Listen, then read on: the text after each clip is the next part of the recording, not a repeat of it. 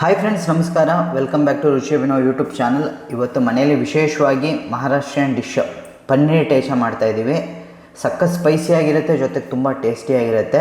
ಕ್ವಿಕ್ಕಾಗಿ ಮಾಡ್ಬೋದು. ಬನ್ನಿ ಇವಾಗ ಸ್ಟಾರ್ಟ್ ಮಾಡೋಣ.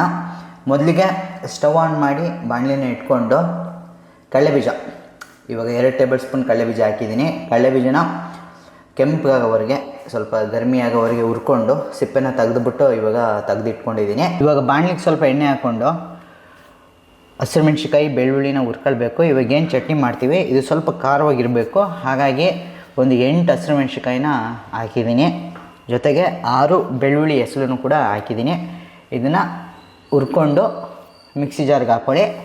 ಇದರ ಜೊತೆಗೆ ಹುರಿದಿರುವಂತಹ ಕಡಲೆಬೀಜ, ಕೊತ್ತಂಬರಿ ಸೊಪ್ಪು, ರುಚಿಗೆ ಅನುಸಾರ ಸ್ವಲ್ಪ ಉಪ್ಪನ್ನು ಹಾಕಿ ನೀರು ಹಾಕ್ಕೊಳ್ದಂಗೆ ರುಬ್ಬಿಟ್ಟು ಈ ಚಟ್ನಿನ ರೆಡಿ ಮಾಡ್ಕೊಳ್ಳಿ.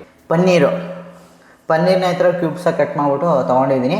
ಇವಾಗ ಪನ್ನೀರಿಗೆ ಈ ಒಂದು ಟೇಚನ್ನು ಕವರ್ ಮಾಡಬೇಕು. ನೋಡಿ, ಈ ಥರ ಪನ್ನೀರ್ ಸುತ್ತ ಒಂದು ಲೇಯರು ಕೋಟ್ ಮಾಡಬೇಕಾಗಿರುತ್ತೆ. ಈ ಥರ ಕೋಟ್ ಮಾಡಾದ್ಮೇಲಿಂದ ತವಾ ಫ್ರೈ ಮಾಡ್ಕೊಳ್ಬೇಕು. ಇವಾಗ ನಾನಿಲ್ಲಿ ನಾನ್ ಸ್ಟಿಕ್ ತವಾನ ಇಟ್ಕೊಂಡಿದ್ದೀನಿ.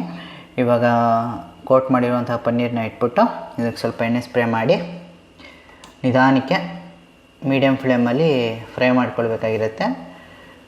ನಿಧಾನಕ್ಕೆ ತಿರುಗಿಸ್ಕೊಳ್ಳಿ, ಇಲ್ಲಾಂದರೆ ಏನು ಕೋಟ್ ಮಾಡಿರ್ತೀವಿ ಅದೆಲ್ಲ ತವಾಗೇ ಅಂಟ್ಕೊಳ್ಳುತ್ತೆ. ಈ ಥರ ಎಲ್ಲ ಸೈಡು ಕೂಡ ಫ್ರೈ ಮಾಡ್ಕೊಳ್ಬೇಕಾಗಿರುತ್ತೆ. ಮೀಡಿಯಮ್ ಫ್ಲೇಮಲ್ಲಿ ಫ್ರೈ ಮಾಡ್ಕೊಳ್ಳಿ.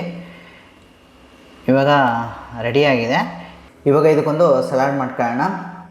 ಆನಿಯನ್ ರಿಂಗ್ಸು, ಸ್ವಲ್ಪ ಉಪ್ಪು, ರೆಡ್ ಚಿಲ್ಲಿ ಪೌಡರು ಮತ್ತು ಲೆಮನ್, ಇದಿಷ್ಟನ್ನು ಕೂಡ ಹಾಕಿ ಮಿಕ್ಸ್ ಮಾಡಿ ಸಲಾಡ್ ರೆಡಿ ಆಗುತ್ತೆ, ಆನಿಯನ್ ಸಲಾಡು.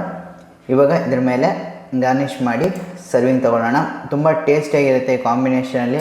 ನೀವು ಕೂಡ ಮನೇಲಿ ಟ್ರೈ ಮಾಡಿ.